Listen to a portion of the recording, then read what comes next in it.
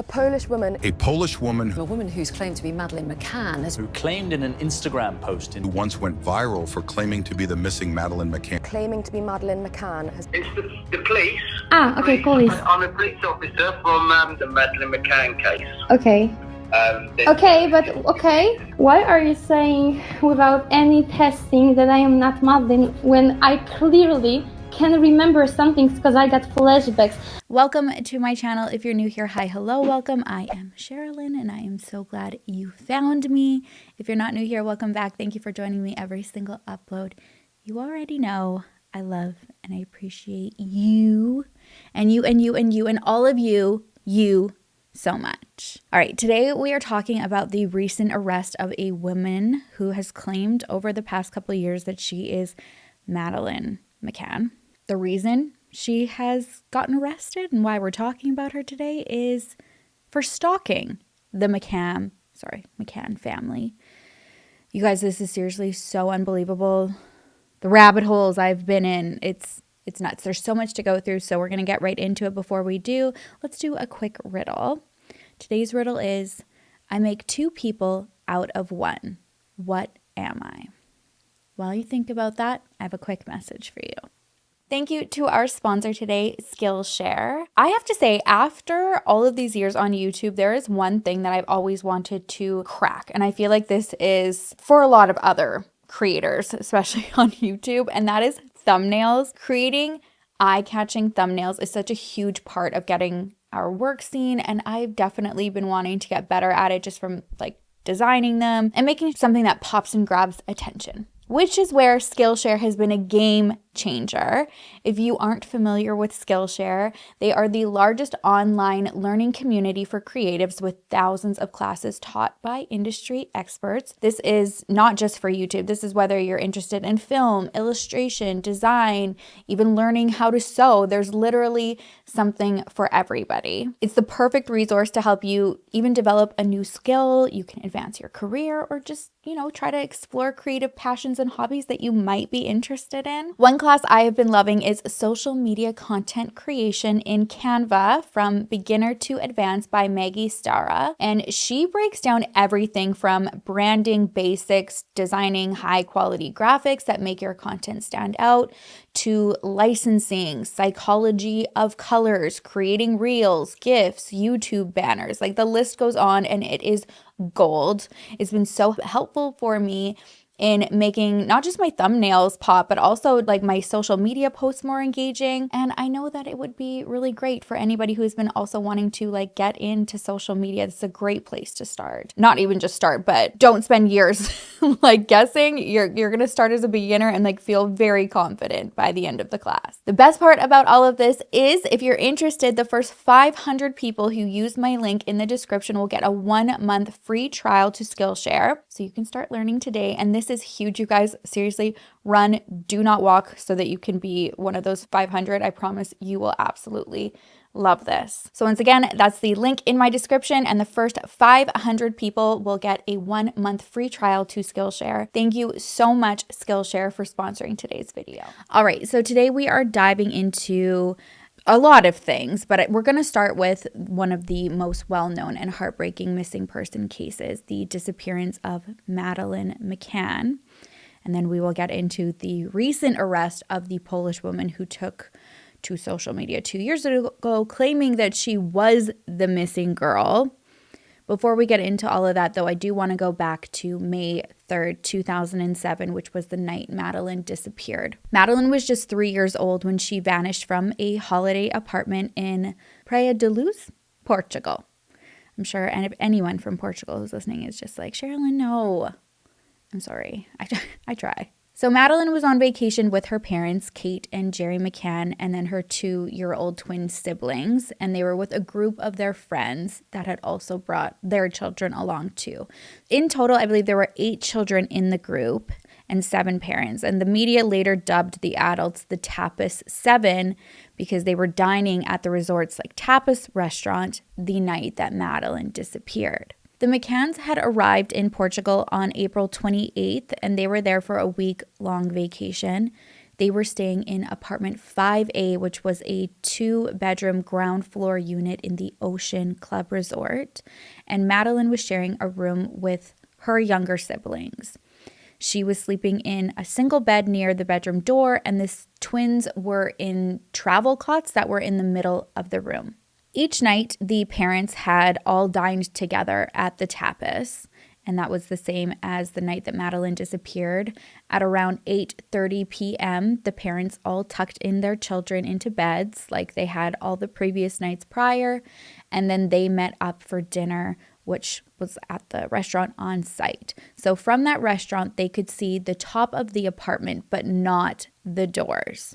The restaurant was about 180 feet from their apartment, but to actually get there, they had to walk through the resort and then around the pool area. And I guess this made it about like almost 300 feet away at this point. Now, while the group was at dinner, they would each take turns every 20 to 30 minutes going back to check on the children. And at around 9:05 p.m., Gehricke McCann, Madeleine's father, went back to the apartment. He said everything seemed fine. Madeleine and the twins were asleep.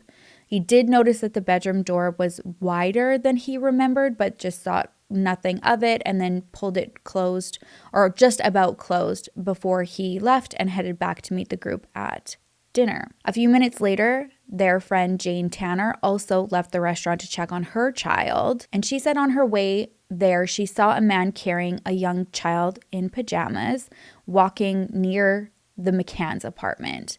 At the time, she didn't think anything of it, but later this sighting would become a pretty big part of the investigation. Then around 9:30 p.m., another friend, Matthew Oldfield, offered to check on the McCann children while he was checking on his own.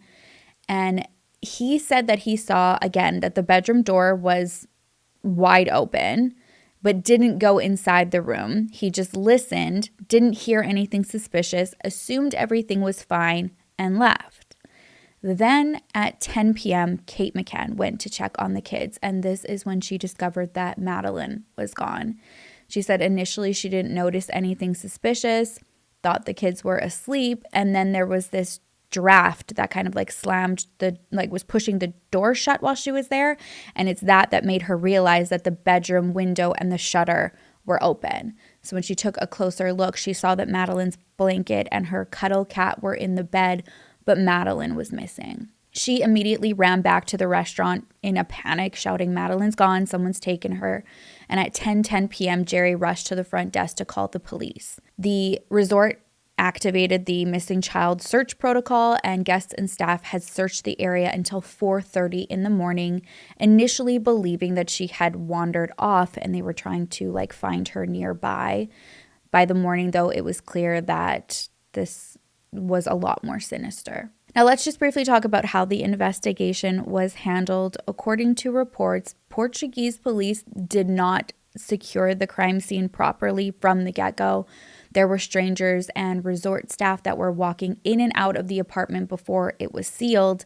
There were samples that were collected from Madeleine's bedroom, but by that point, over 20 people had already been inside that room, compromising the scene. We also learned that police didn't put roadblocks up to search vehicles that were coming and going until the next morning, and then they failed to check the border for highway surveillance footage. On top of that, Interpol didn't even issue a global missing persons alert until 5 days later.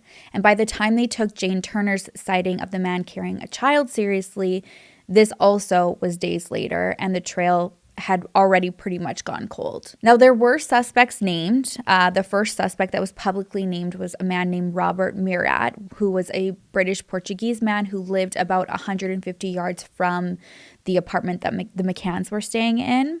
Some of the Tapas 7 members claimed that they saw him near the scene. I guess the police did search his home, drained his pool, seized his electronics, but nothing tied him to the case. He was no longer considered a suspect, but because, he was the first one and everybody was looking at him, he ended up suing and won a massive libel settlement for being wrongly accused. There were also multiple reports of other suspicious men near the resort in the days leading up to Madeleine's disappearance. There were people saying that there were men staring in the apartments, kind of lurking around and behaving strangely. One of them was described as ugly, with blonde hair and acne scars. This will touch back on, but at this point, none of those leads seemed to go anywhere. And then it was like seemingly out of nowhere, the Portuguese police started suspecting the McCanns, and investigators were implying that Madeleine had died in the apartment in an accident of sorts, and her parents, instead of, getting help for her, covered it up. They theorized that the routine checks that everybody was doing was actually part of this like big staged alibi, and that they were actually like in the process of hiding her body within that time. I mean, for that theory, I don't even want to like venture into that theory, because you'd have to have like all of these parents basically like on board with something like that. And then, just like no evidence that Madeleine McCann's parents would ever want to harm her. Despite that, though, for about a year starting in September, I think 2007, Kate and Jerry were officially named suspects and then were cleared a year later due to the lack of evidence. And from the get-go, the McCanns have continued searching for Madeleine. They were searching privately for a long time until the Scotland Yard launched its own investigation into her disappearance in 2011. And they treated it as an abduction, not looking at Kate or Jerry. And they learned that, upon other things like all of the missteps, there's also something that kind of like I go back to and piqued my interest or curiosity, if you will. They learned that there was a note in like the hotel message book, and this was at like the swimming pool reception area. And it said in there that the same table that the parents had for all of their stay up to that point at the hotel was to be blocked off for them every evening. And I think it was starting at, I want to say like 8:30. What's 20:30? Not only did they want that table to be reserved for them, but the message in the book also said that the group's children were asleep in the apartments nearby. And so the McCanns believed that perhaps the abductor may have seen this note. I think that note is like super telling. The fact that it said, that the parents were going to be there every night and that the kids were asleep in their beds. Anybody could have come across that really. And I don't know, like the fact that wasn't investigated more. I don't know. I'm just sitting here stewing, theorizing.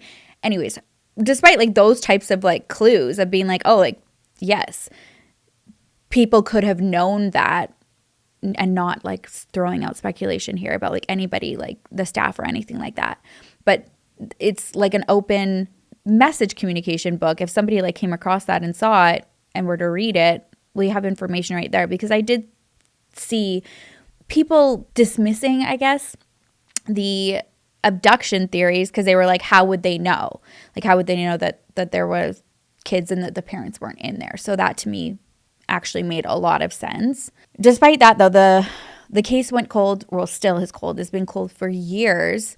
And I do believe that when the suspicions pointed at the McCanns, it, in my opinion, deeply jeopardized the case. They faced relentless scrutiny in the media, accusations that I would never, ever want to deal with, as a parent who had a missing child and all you want is just like help finding them.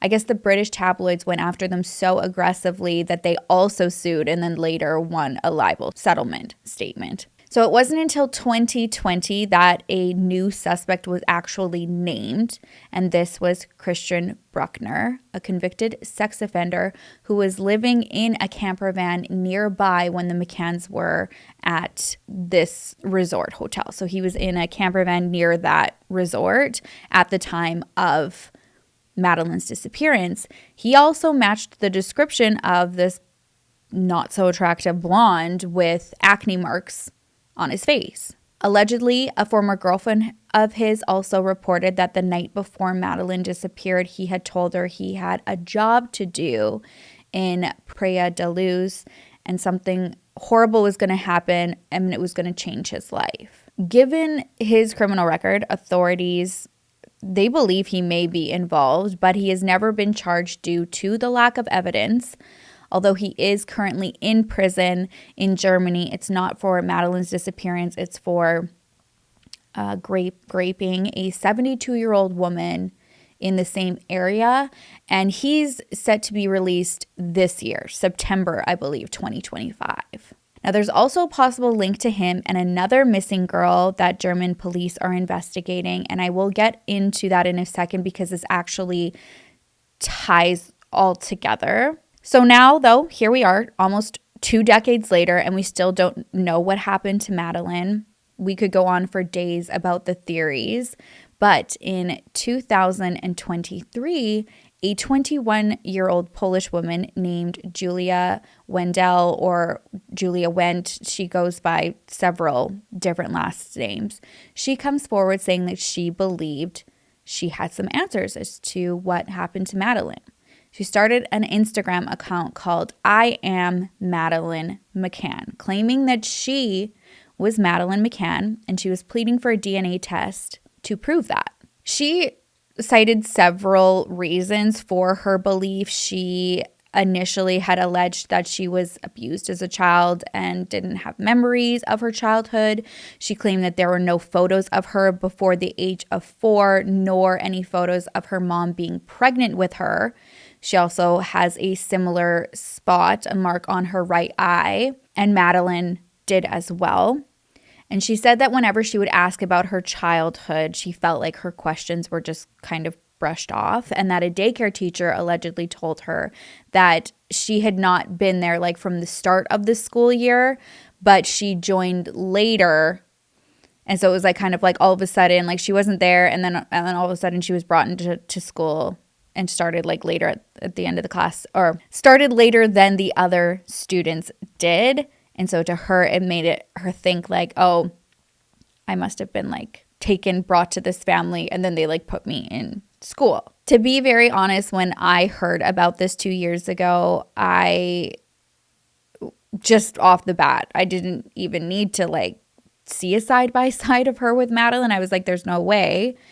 But, you know, I obviously was curious, and looking at her and Madeleine side by side, I do not see like a slight resemblance. I mean, just looking at the spacing between their eyes, to me, that in itself, on top of many other things, it's obviously not the same person. And that was the sentiment for a lot of people, I think, because initially Julia was claiming that she believed she was abducted as a child, had no memories or photos of her childhood.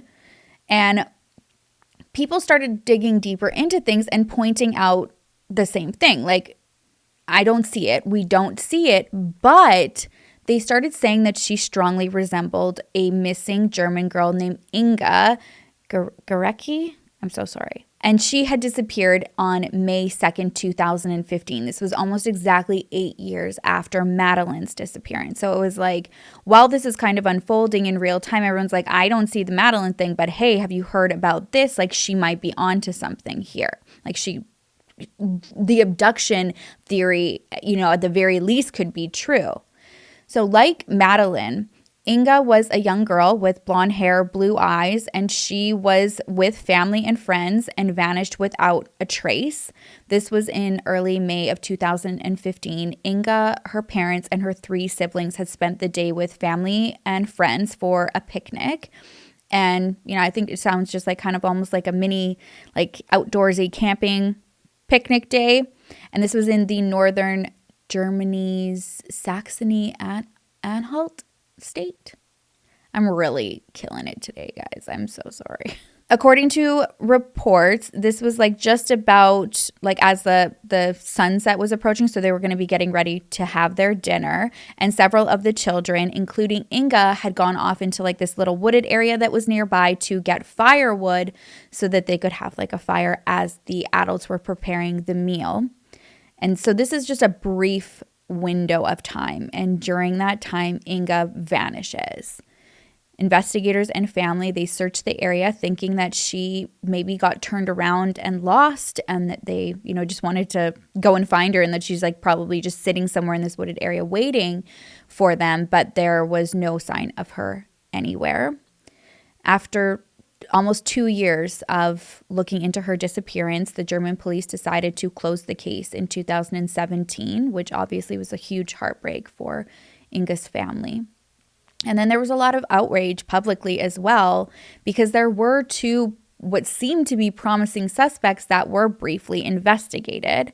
One of them being a guy who's only named in media, as far as I can tell right now, Martin H., and a guy we have already talked about, Christian Bruckner. According to the lawyer that Inga's family hired, investigators had found an abandoned property while they were on this search for what happened to Inga on this Martin guy's property.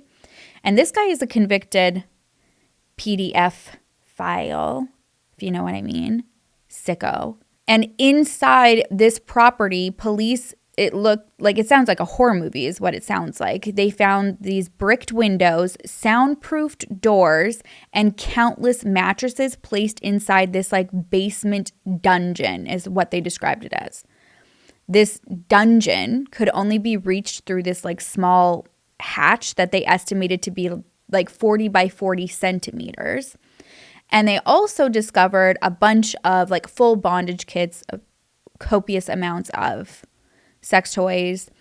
And then later on in the search of another property, I think it was his flat in Berlin, they found silicone sex dolls, a number of them, and one of them reportedly had a very striking resemblance to 5-year-old Inga. That in itself is so disgusting. Who the hell is selling these freaking dolls? Now, the family lawyer also found out that in May 2015, shortly after Inga's disappearance, Martin was using an excavator on his property and had also reportedly dismantled a car on the same property at the same time. Despite all of this, investigators did look into him, but dropped any suspicion or further investigating him as a suspect because he allegedly had an alibi.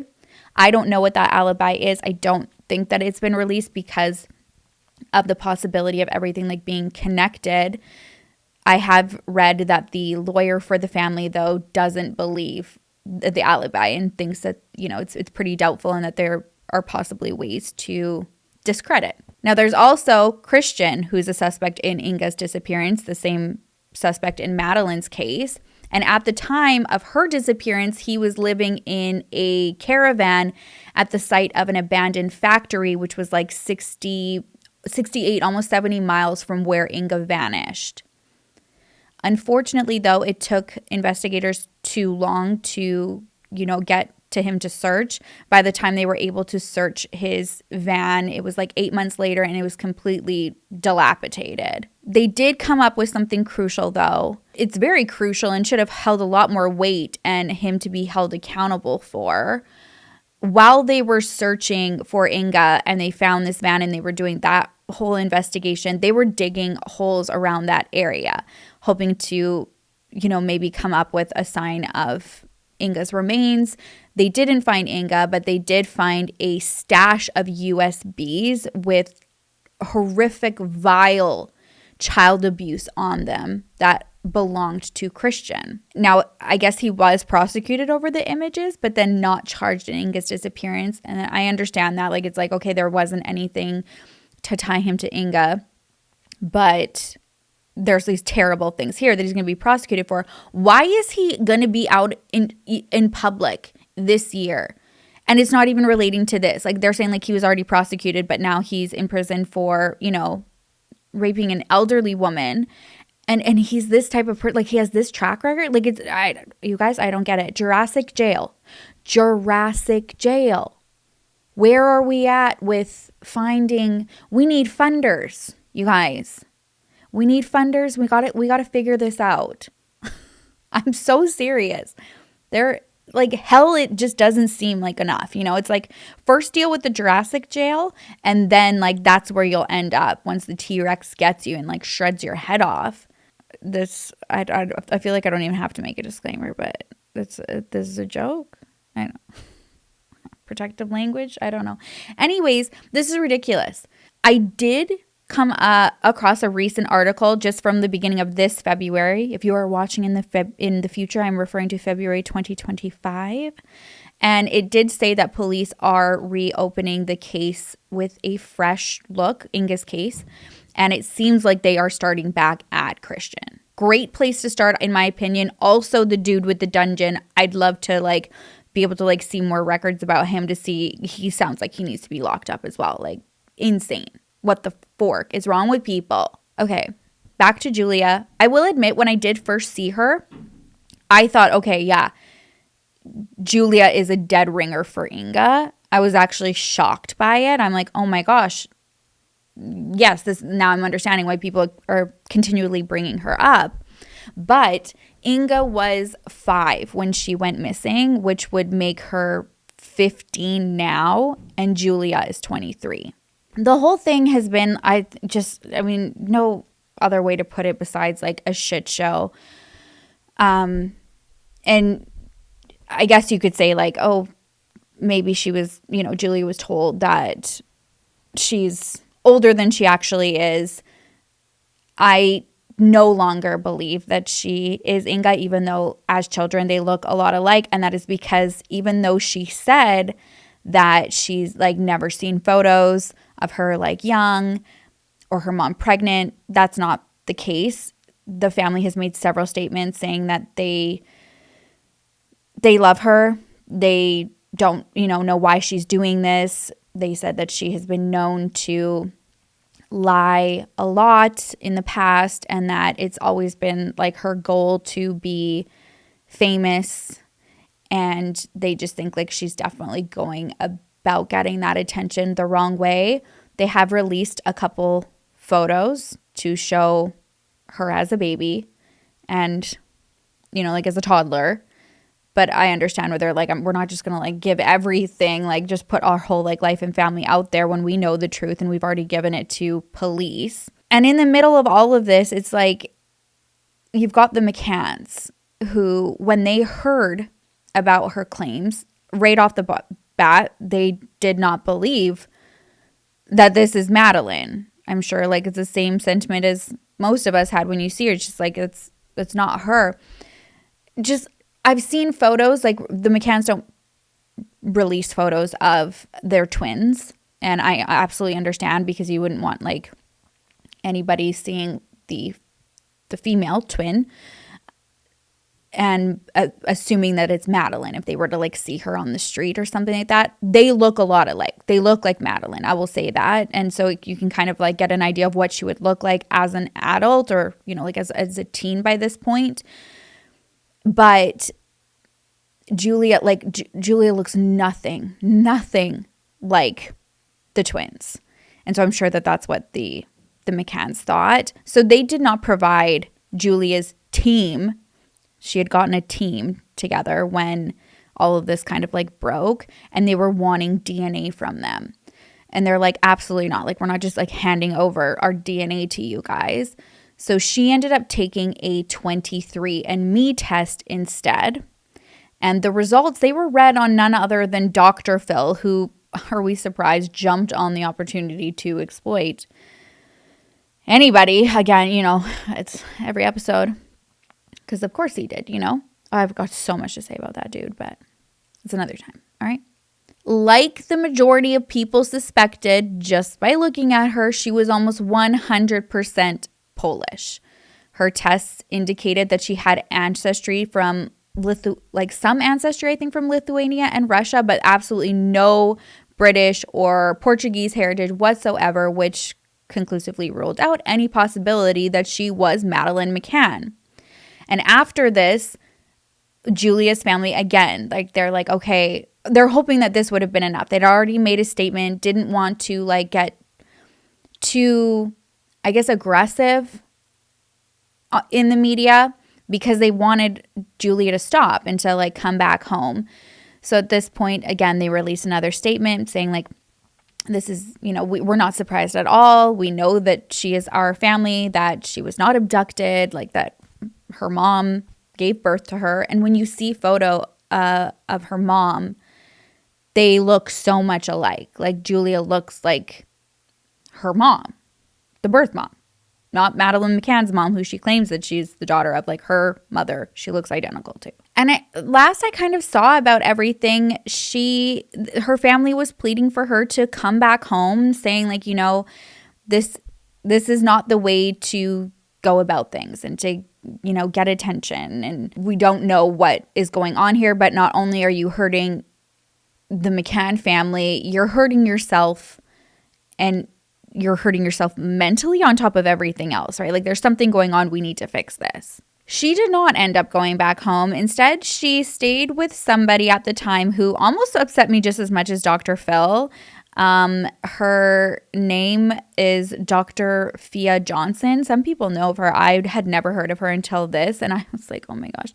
She is a self-proclaimed private investigator and psychic who, at the time when Julia made this Instagram account and was like wanting to do the DNA and stuff like that, she takes Julia under her wing. She like flew her to the United States for, you know, so she could protect her for her safety, and was like, I'm gonna, you know, do everything that I can to find out if you're Madeleine, or like find out who you are. Like she was kind of running with that same narrative that even if you're not Madeleine, they were already kind of setting it up. Like even if this DNA test proves that you're not Madeleine, we're gonna find out who you really are. Okay? Like, so again, even though her family had like photos and proof that she's theirs, this psychic was like, no, we're gonna figure, there's something going on here. So after the DNA test proved that she wasn't, like, I swear it was only like a week or so that I had seen her like continue to push that narrative, like, oh, we're gonna get Julia the help. She was like staying at her house, heavily publicizing and like just trying to run with this and like keep the media attention, going on interviews, making these like grand claims about Julia's past and what she thinks she's like coming across. It's always like, I think we're coming across them. And then there was nothing ever there. So now though, fast forward to 2 years later, they are no longer friends, I guess. She's no longer her representative. She has distanced herself from Julia. And now she's claiming that she had been manipulated just as others and has suffered a lot of trauma from Julia leading her to believe that she was Madeleine. It's like, honey, I remember that time. It was 2 years ago. And I the reason I remember is because I actually had a full episode ready to go. So I had looked into everything. Note to any creators out there, don't ever delete your scripts. Even if you don't think that you're going to use them, they may come in handy. So I had one, and I remember, and I have the notes of her already, I think, assuming, because look at her. She knew. It was like she already knew before she even brought Julia to the US that she was not Madeleine. So she was already lining that up. So the whole thing of saying like, oh, that it was like trauma, that she believed like this was Madeleine and she was doing good. Like that's not how you were playing that out 2 years ago at all. She was already lining it up to continue like investigating and get like the media attention. And that's what I remembered from it, in my opinion. But that's what it was. So annoying. So after they parted ways, Julia also was saying that it was actually, you know, like this Fia broad that was the one who was like exploiting the situation for attention, and that she was controlling and would like withhold her phone from her. The whole thing is just, I don't know, messy. I don't care for Dr. Fia at all, clearly. I don't think I'm making that like subtle or anything like that. So now we're here, all right. Last week, again, if you are in the future, February 2025, Julia was arrested. And since the arrest, Dr. Fia has now like been all over her socials, and she's like, you know, exposing her for the con artist that she is. It's like, you had all of this information the whole time. Like, What are you doing? You're just going to like you were holding on to it. I saw this video from a creator on TikTok, and she's showing like Fia's Instagram stories of like her like exposing her and all of the proof and stuff. And what I learned was the screen grabs that Fia is showing as receipts, she'd actually gotten from a Facebook group called The Real Julia Wandelt, and was not crediting them. So when I saw that in the comments, I was like, oh, that's where I'm going to go. So I did. I went to this Facebook group. I'm going to have it linked below for you. There is so much information there. They've been working like all of these years on it. We're just like learning more now that it's hit the media. You can go see if you need further confirmation that this is not Madeleine McCann and that this is like a con. Head on over there. I'll have it linked below. Okay, sorry. Back focus. Keep going on tangents. Not as many as we do on Here for the Cloud. Did you know that I have a Here for the Cloud podcast? Or a podcast called Here for the Cloud. Okay, with my amazing friend, Chelsea Cece Suarez. Go check us out. Anyways, why are we talking about this today? Like I said, I had already had a video prepared like years ago. But when the results came out, they came out before I had a chance to film. And at that point, I made the decision not to do it just because I couldn't imagine with all the tension that had taken, like everybody was like, what the hell is going on? The pain that the McCanns were dealing with at that time, I just kept thinking this is a nightmare for them, I'm sure. And I didn't know where I was with like compartmentalizing sympathy for Julia and the possibility of like an abduction or abuse. Now that so much more has come out over the past couple of years, I'm like, oh, yes, this definitely seems like a con here. And yeah, the McCanns have been dealing with a lot behind the scenes, but I was gobsmacked when I found out that despite taking multiple tests, like DNA and ancestry tests, that Julia is not Madeleine, she has continued to push this narrative behind the scenes. Well, actually not even behind the scenes. I think a lot of people just didn't notice it because they weren't like following her socials. And she's been continuing to like perpetuate this and stalking the McCanns. Okay? She claims she took yet another test recently, and it showed a 60% connection to Gehricke McCann now, and that she believes like he's some way her father. According to recent reports, she's not only stalked Gehricke and Kate, but also Madeleine's twin siblings, going as far as showing up to their home and persistently calling them. She also sends letters, sends messages on social media to the twins. Like, it's just it's so upsetting, like infuriating, really. That's why I wanted to talk about it, because I'm like, I was gonna just like because I didn't know what was going on with you.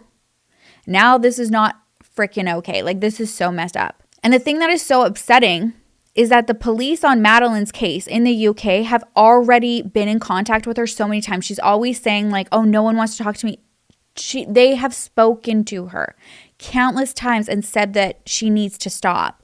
The Facebook group that I mentioned that I'm going to have in the description below, if I forget, someone please remind me, because you have to go there and check it out. But that Facebook group actually has a 10-minute call between Julia and one of the investigators that has been on Madeleine's case since 2011. Basically, during the call, he's like, listen, like, we've been through this.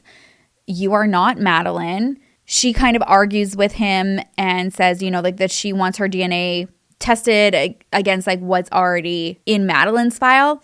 And he's like, no, we're not going to do that and spend public money on a DNA test when there's no evidence here. And it's like, and you just based on your ancestry alone, you're not related to them, bro. You don't even look like them at all. I just don't know if I'm crazy or what. Like, from the get-go, I never saw Madeleine. And then it's just like further supported with her results of literally having no British heritage whatsoever. Come on.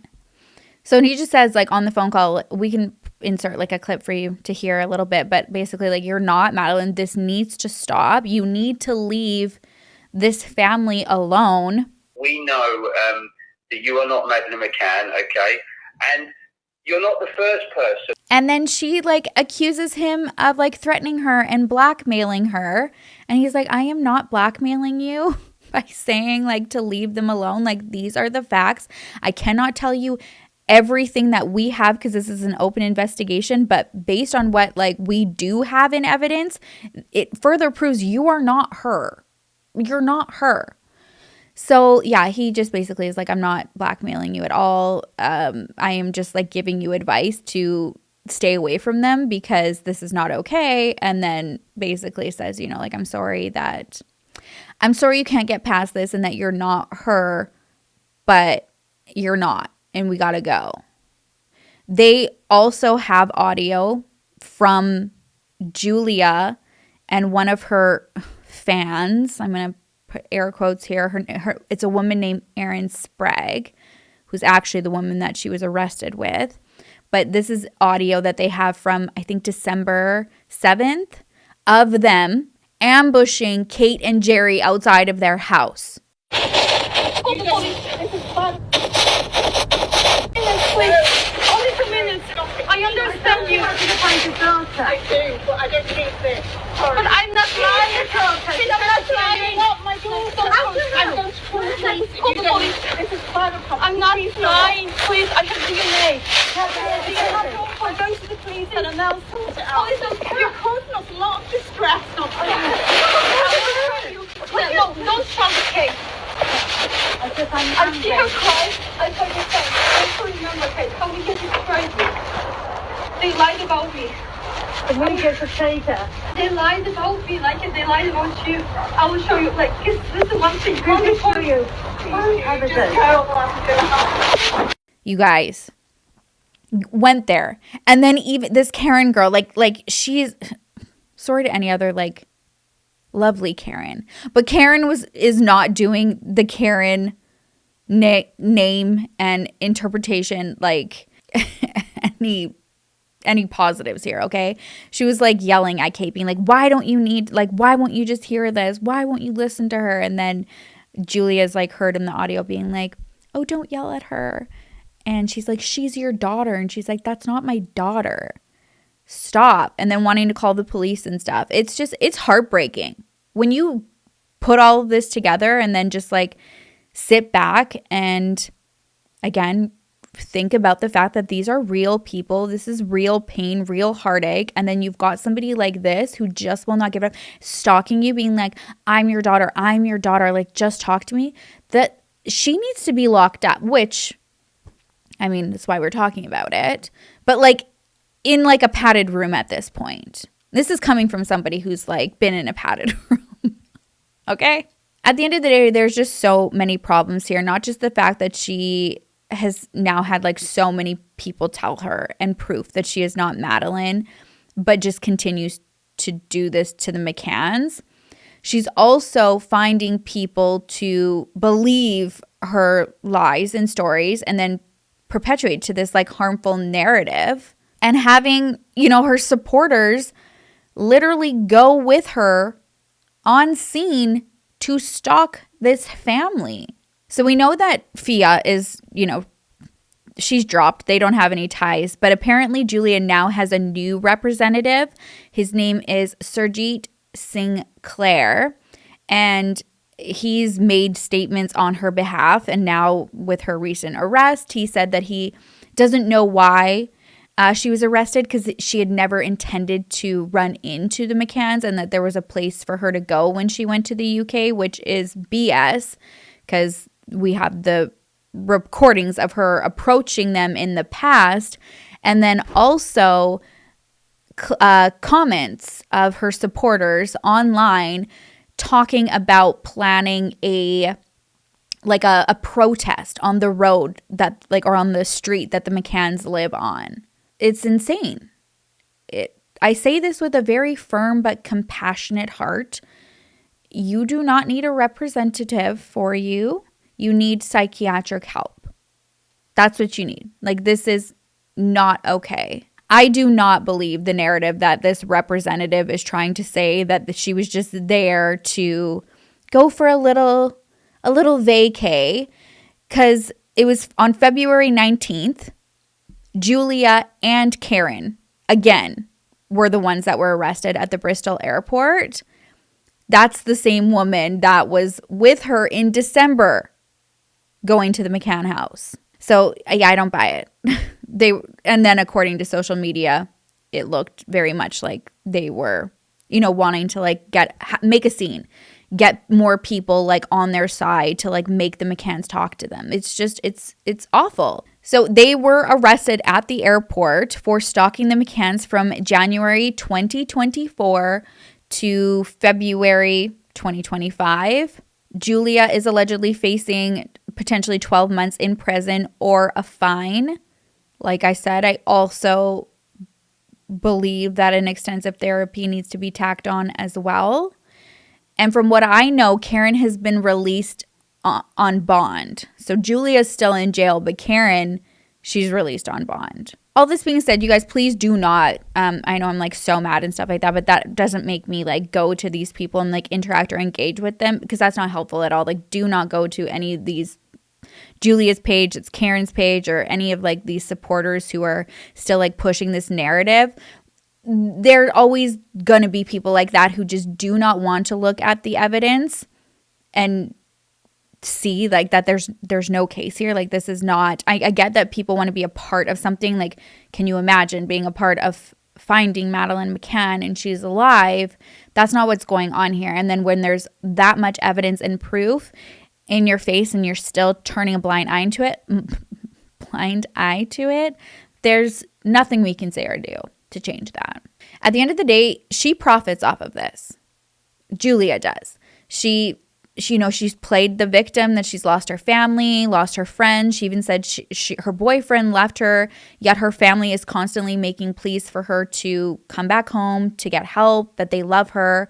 And we found out recently the boyfriend didn't leave her. She was saying like he left her and she had nowhere to go to gain like sympathy and money and donations and stuff like that from followers. And the other day, I guess I heard that a live accidentally, like she accidentally went live on some platform, and in the background you can hear him talking. So no, I'll link the Facebook group down below, you guys. There's so much for you guys to go through and see. At the end of the day, as of February 2025, the Madeleine McCann case remains unresolved. Though there have been reports of possible recent developments, kind of going back again to Christian, he remains a prime suspect in her disappearance. But as of January 2025, German prosecutors have stated that there is currently no prospect of an indictment in the Madeleine McCann case. In September of last year, there were headlines, though, that did allude to possible charges when his former cellmate claimed that Christian had confessed to him that he had abducted a child in Portugal. He never said Madeleine McCann's name. Allegedly, he told this cellmate there was a girl. He said that there were others as well. He used the phrase, he kept some of them, but not others, but never said that he had killed them. He also said that he only talked about girls, not boys, and that it wasn't like a mass abduction, like all at once. It was like one at a time. It's so unsettling. It's so disturbing. Again, though, there's, just that's like hearsay, right?